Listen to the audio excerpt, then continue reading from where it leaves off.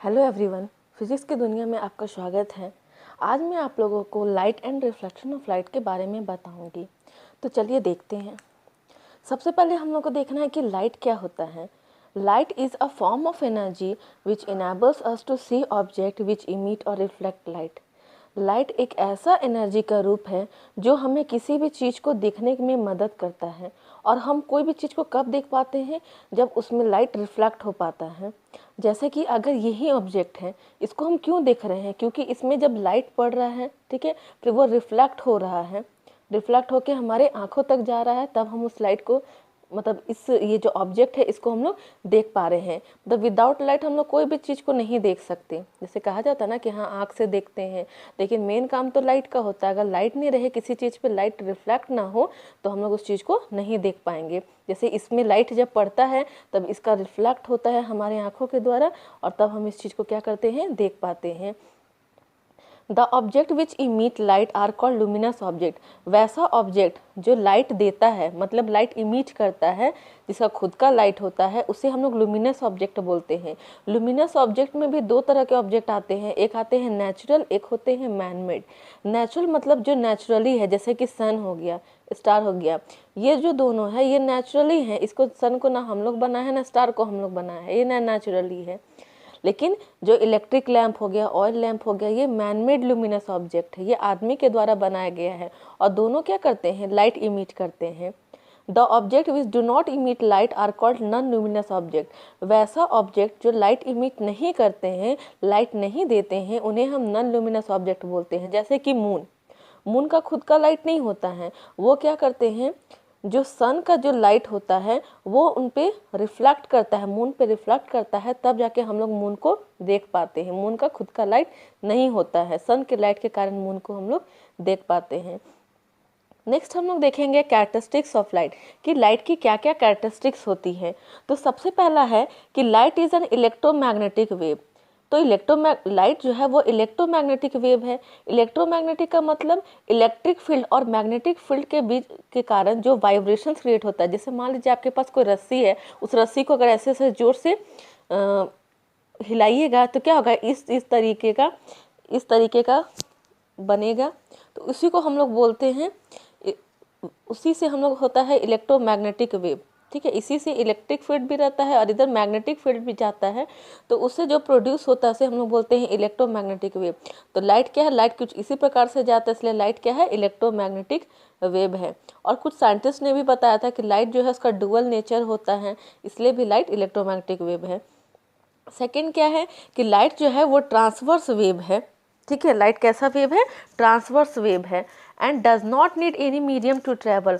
और इसको एक जगह से, जैसे लाइट को एक जगह से दूसरी जगह जाने के लिए कोई भी मीडियम की ज़रूरत नहीं है। मीडियम हो गया जैसे कि एयर, वाटर, ग्लास, ये सारे मीडियम्स होते हैं।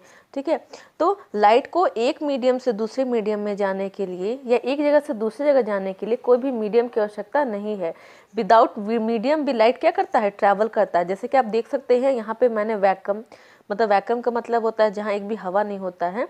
तो speed of light in vacuum, vacuum में यानी जहाँ एक भी हवा नहीं होता है वहाँ पे लाइट का स्पीड होता है 3 × 10⁸ मीटर पर सेकेंड। इसे इस तरीके से पढ़ा जाता है। The velocity of light changes when it travels from one medium to another. जब लाइट एक मीडियम से दूसरे मीडियम जाता है, मतलब कि अगर हवा में है, ठीक है, आप ना टॉर्च जलाएं, अब हवा में देख रहे होगा कि आपको पानी के अंदर देखना है, तो लाइट जब हवा से पानी के अंदर जाएगा, यानी एक मीडियम से दूसरे मीडियम के अंदर जाएगा, तो लाइट का वेलोसिटी क्या हो जाएगा, वो चेंज हो जाएगा। उसका इतना ही नहीं, साथ में उसका वेवलेंथ भी चेंज हो जाएगा। बट फ्रीक्वेंसी नेवर चेंजेस, लेकिन उसका फ्रीक्वेंसी सेम ही रहेगा। मतलब जो फ्रीक्वेंसी उसका एयर मीडियम में है वही फ्रीक्वेंसी उसका वाटर मीडियम में भी होगा। Light always travels in straight line. Light कभी भी टेढ़ा मेढ़ा नहीं जाता, हमेशा वो स्ट्रेट लाइन में ही मूव करता है।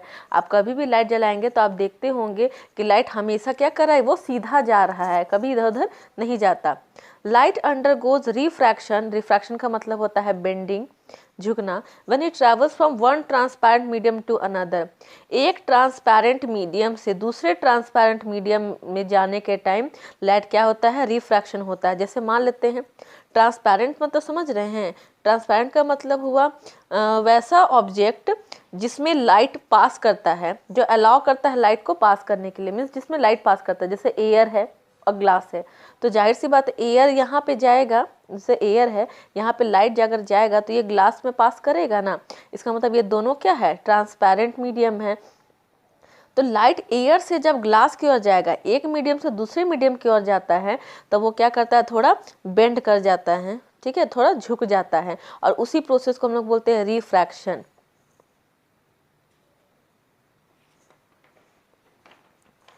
नेक्स्ट देखिए हम लोग देखेंगे रे ऑफ लाइट। रे ऑफ लाइट किसको बोलते हैं? रे ऑफ लाइट का मतलब इस देखिए इस तरीके से जो मैंने बनाया यहाँ पे ड्राइंग, इसको बोलते हैं रे ऑफ लाइट, ठीक है। लाइट का एक रे है और इससे हमें डायरेक्शन पता चलता है कि वो किस डायरेक्शन में मूव कर रहा है। अब बीम ऑफ लाइट का मतलब होता है, बीम मतलब बहुत सारा रे ऑफ लाइट, एडजेसेंट मतलब बगल में रहेगा, एडजेसेंट रहेगा, ठीक है। बहुत सारा रे ऑफ लाइट जब जाएगा और उसका डायरेक्शन ये डायरेक्शन हम बता रहे हैं, तो उसको बोलेंगे हम लोग a beam of light. Next है रिफ्लेक्शन ऑफ लाइट, किसको बोलते हैं? The phenomenon in which a ray of light after falling on a smooth polish surface returns back into the same medium is called reflection of light. Reflection of light एक वैसा फेनोमेन है जिसमें जब कोई रे ऑफ लाइट, यानी कि इस तरीके से हम दिखा सकते हैं, आइए इसका डायरेक्शन बताएं अभी। कोई भी रे ऑफ लाइट किसी भी स्मूथ पॉलिश सरफेस, देखिए ये जो है ये स्मूथ है, ठीक है, मतलब चिकना है, और इस तरीके से हम लोग दिखाते हैं ये पॉलिश सरफेस है, ठीक है। तो अगर कोई स्मूथ है और पॉलिश सरफेस है, उस पर जब कोई भी रे ऑफ लाइट फॉल करता है, जैसे ये रे ऑफ लाइट ये फॉल किया, ठीक है, तो ये क्या करेगा, ये रिफ्लेक्ट करेगा। तो देखिए यह रिफ्लेक्ट भी किया, ये इंसिडेंट रे यहाँ पे, और इसी को हम लोग बोलते हैं, जो फॉल करता है उसे हम इंसिडेंट रे कहते हैं, और जो रिफ्लेक्ट करता है उसे हम रिफ्लेक्टेड रे कहते हैं। और उसके बीच में हम एक नॉर्मल बना लेते हैं, यहाँ से यहाँ तक एंगल 90 डिग्री होगा, यहाँ से यहाँ तक का 90 डिग्री, और यहाँ से यहाँ तक कभी क्या होता है 90 डिग्री होता है। नॉर्मल और इंसिडेंट रे के बीच में जो एंगल बनता है उसे हम कहते हैं एंगल ऑफ इंसिडेंस, ठीक है। और नॉर्मल और रिफ्लेक्टेड रे के बीच में जो एंगल बनता है उसे हम बोलते हैं angle of reflection. Angle of incidence को हम लोग आई से डिनोट करते हैं, एंगल ऑफ रिफ्लेक्शन को हम लोग आर से डिनोट करते हैं। नेक्स्ट है काइंड्स ऑफ रिफ्लेक्शन, के रिफ्लेक्शन कितने तरह के होते हैं? तो रिफ्लेक्शन दो तरह के होते हैं, एक होता है रेगुलर रिफ्लेक्शन, एक होता है इरेगुलर रिफ्लेक्शन। ये दोनों में रेगुलर रिफ्लेक्शन का अगर हम बात करें तो किसी भी स्मूथ पॉलिश सरफेस पे, ठीक है, अभी मैंने जस्ट बताया कि रिफ्लेक्शन का मतलब होता है कोई भी रे जब स्मूथ पॉलिश सरफेस पे फॉल करता है तब वो क्या करता है, रिफ्लेक्ट कर जाता है, ठीक है, वो बैक चला जाता है, जिस डायरेक्शन में इस डायरेक्शन से आया था अब देखिए उस डायरेक्शन में चला गया जिस डायरेक्शन से आया था, तो इसी को हम लोग रिफ्लेक्शन कह सकते हैं, या इजी में बोल सकते हैं the bouncing back of light. जैसे कि अगर मान लीजिए जैसे कि एक बॉल है, एक बॉल को अगर हम लोग किसी भी दीवार पे मारते हैं तो वो क्या करता है, वो बैक वापस आ जाता है, तो उसे वही हुआ, लाइट भी वैसे ही करता है। किसी भी रिफ्लेक्शन, किसी भी स्मूथ पॉलिश सरफेस पर अगर हम लोग लाइट मारेंगे, लाइट फॉल करवाएंगे तो वो वापस आ जाएगा, तो उसी को हम लोग रिफ्लेक्शन कहते हैं। तो काइंड्स ऑफ रिफ्लेक्शन हम लोग क्या देख रहे थे, रेगुलर रिफ्लेक्शन। तो रेगुलर रिफ्लेक्शन में क्या होता है, जैसे मान लीजिए ये इंसिडेंट रे, हम यहाँ 3 इंसिडेंट रे फॉल करवाए हैं, ठीक है, तो जाहिर सी बात है यहाँ पे अगर फॉल करवाए तो ये रिफ्लेक्शन होगा। तो ये देखिए कुछ इस प्रकार से रिफ्लेक्शन हुआ। अब देखिए इसको कितना भी आगे ले जाएंगे लाइन को, क्या कभी भी ऐसा समय आएगा कि ये तीनों लाइन किसी से भी इंटरसेक्ट करे, कोई एक दूसरे को काटे? ऐसा कभी नहीं आएगा। तो वैसा दो लाइन जो कभी भी किसी को काटता नहीं है उसको हम लोग बोलते हैं पैरेलल लाइंस, ठीक है। तो रेगुलर रिफ्लेक्शन में क्या होता है, जो रिफ्लेक्शन होते हैं वो एक दूसरे के पैरेलल होते हैं। देखिए ये इसके पैरेलल है, ये भी इसके पैरेलल है, यानी ये भी एक दूसरे के पैरेलल हुआ। ये तीनों क्या है, एक दूसरे के पैरेलल है। ये इसका मतलब ये क्या हो गया, रेगुलर रिफ्लेक्शन। इरेगुलर रिफ्लेक्शन में क्या होता है, जैसे कि मान लीजिए मैंने यहाँ पे इरेगुलर, यहाँ पे पॉलिश सरफेस है, ठीक है, इसमें जब मैंने 3 इंसिडेंट रे, 3 लाइन रे ऑफ लाइट है जो फॉल करवाया, तो उसके बाद फिर जो ये रिफ्लेक्शन किया, ठीक है, तो क्या ये जो है, ये देखिए यहाँ पे क्या हो रहा है, इंटरसेक्ट कर रहा है। ये यहाँ आगे जाएगा तो ये इससे इंटरसेक्ट कर जाएगा, मतलब एक दूसरे को काट देगा। तो ये तीनों जो रिफ्लेक्शन है वो कोई भी एक दूसरे से पैरेलल नहीं हो रहा है, तो इस तरीके का रिफ्लेक्शन को हम लोग बोलते हैं इरेगुलर रिफ्लेक्शन।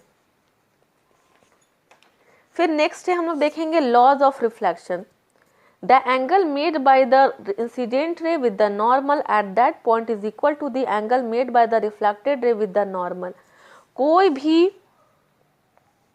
मतलब इंसिडेंट रे और नॉर्मल के बीच में जो एंगल बनता है उसे हम लोग एंगल ऑफ इंसिडेंस बोलते हैं, मैंने बताया था पहले। और रिफ्लेक्टेड रे और नॉर्मल के बीच में जो एंगल बनता है उसे हम एंगल ऑफ रिफ्लेक्शन कहते हैं। तो लॉज ऑफ रिफ्लेक्शन पहला यह बोलता है कि एंगल ऑफ इंसिडेंस जो है वो एंगल ऑफ रिफ्लेक्शन के बराबर होता है, मतलब जितना एंगल आई होगा उतना ही एंगल आर भी होगा। जैसे हम यहाँ पे आपको बताते हैं, मान लीजिए ये जो जिस डिग्री में, जैसे यहाँ पे ये इंसिडेंट किया, तो ये अगर मान लेते हैं 30 डिग्री, नॉर्मल से अगर 30 डिग्री का ये कोण बना रहा होगा, तो जितना दूरी में ये नॉर्मल से इंसिडेंट किया था उतना ही दूरी में ये रिफ्लेक्ट भी करेगा। इसका मतलब एंगल आई अगर 30 डिग्री है तो एंगल आर भी क्या होगा 30 डिग्री। यानी अगर आपको एंगल ऑफ इंसिडेंस पता है तो आप एंगल ऑफ रिफ्लेक्शन बता सकते हैं by the help of laws of reflection. फिर देखिए लॉ 2 क्या है, the incident ray, the reflected ray and the normal at the point of incidence all lie in the same plane. जैसे कि incident ray, reflected ray और normal, ये जो तीनों है ये सभी eight the point of incidence एक ही पॉइंट पे, ठीक है, और एक ही प्लेन पे लाई करते हैं। जैसे कि मान लेते हैं ये प्लेन मिरर, और ये सभी मिरर के लिए होता है, चाहे वो प्लेन मिरर हो या स्फेरिकल मिरर हो। तो जैसे प्लेन मिरर में हम बात करते हैं, देखिए ये इंसिडेंट रे है, यहीं पे नॉर्मल बना है और यहाँ रिफ्लेक्टेड रे बना है, इसको हम लोग बोलते हैं पॉइंट ऑफ इंसिडेंस। ये देखिए एक ही प्लेन में है, ठीक है, इधर उधर तो गया नहीं है, ये एक ही प्लेन में है। उसे से यहाँ पे देखिए स्फेरिकल मिरर का बात करेंगे, तो स्फेरिकल मिरर में मान लीजिए हम एक ये मिरर कर्व मिरर लेते हैं, तो इसमें भी देखिए यहाँ पे ये इंसिडेंट रे है, ये रिफ्लेक्टेड रे है, ये नॉर्मल है, तीनों का पॉइंट ऑफ इंसिडेंस एक ही प्लेन में लाई कर रहा है। अब यहाँ पे ज़्यादातर ये क्वेश्चन पूछा जाता है एग्जाम में कि what happens to a ray of light that falls on a mirror normally or right angle. अगर कोई रे ऑफ लाइट जो है वो अगर नॉर्मली फॉल करेगा, जैसे कि ये स्मूथ पॉलिश सरफेस है और ये अगर नॉर्मली इसमें फॉल करता है, ये गिरता है, या राइट एंगल हम बोल सकते हैं इसमें फॉल करता है, तो क्या होगा, तो रिफ्लेक्टेड, जैसे ये इंसिडेंट किया, ठीक है, तो इसमें अभी इंसिडेंट रे और नॉर्मल भी यहीं पे बनेगा, क्योंकि मैंने बताया था जहाँ इंसिडेंट रे बनता वहीं पे नॉर्मल बनता है। तो मान लीजिए हमने यहाँ पे नॉर्मल बना दिया, तो यहाँ इंसिडेंट रे और नॉर्मल के बीच में तो कोई एंगल ही नहीं है, इसका मतलब यहाँ पे एंगल आई क्या है 0 डिग्री है। तो इंसिडेंट यहाँ पे हुआ तो जस्ट इसी से वो रिटर्न बैक हो जाएगा, वापस चला जाएगा, इसको हम लोग बोलेंगे रिफ्लेक्टेड रे। तो रिफ्लेक्टेड रे और नॉर्मल के बीच में एंगल 0 है, और हम लोग को पता है कि फर्स्ट लॉ ऑफ रिफ्लेक्शन से कि angle of incidence is equal to angle of reflection होता है। दैट मीन्स एंगल आई अगर 0 डिग्री आया है तो एंगल आर भी क्या होगा 0 डिग्री होगा। तो अगर कोई भी रे ऑफ लाइट नॉर्मली फॉल करता है तो वहीं रिफ्लेक्टेड रे भी क्या होगा बैक कर जाएगा उसी डायरेक्शन में, और दोनों का एंगल जो होगा वो 0 डिग्री होगा। आज के लिए इतना ही, और प्लीज़ अगर आपको मेरा वीडियो अच्छा लगा हो तो please like share and subscribe करें।